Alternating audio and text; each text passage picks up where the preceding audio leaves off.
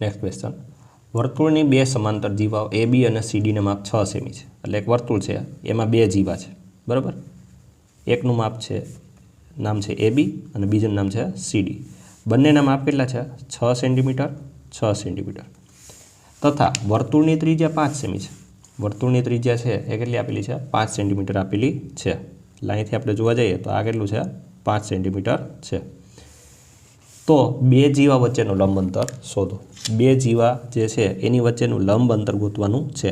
એટલે કે આ આપણે માપ ગોતવાનું છે, બરાબર. હવે આ આપણે ટ્રાયેંગલ છે એને આપણે જરાક બહાર લઈ લઈએ અહીંયા સમજવા માટે. તો આ કેટલું છે? 5. આખી જીવા છે એ 6ની છે, તો અડધું માપ કેટલું છે? 3નું છે, બરાબર. હવે આમાં આપણે પાયથાગોરસ લગાડીએ તો અહીંયા 3 છે, અહીંયા 5 છે, તો અહીંયા કેટલું છે? 4 છે, બરાબર.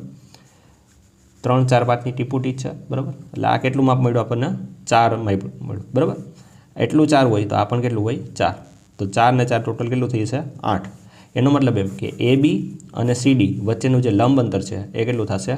8 સેન્ટીમીટર થશે. ક્લિયર?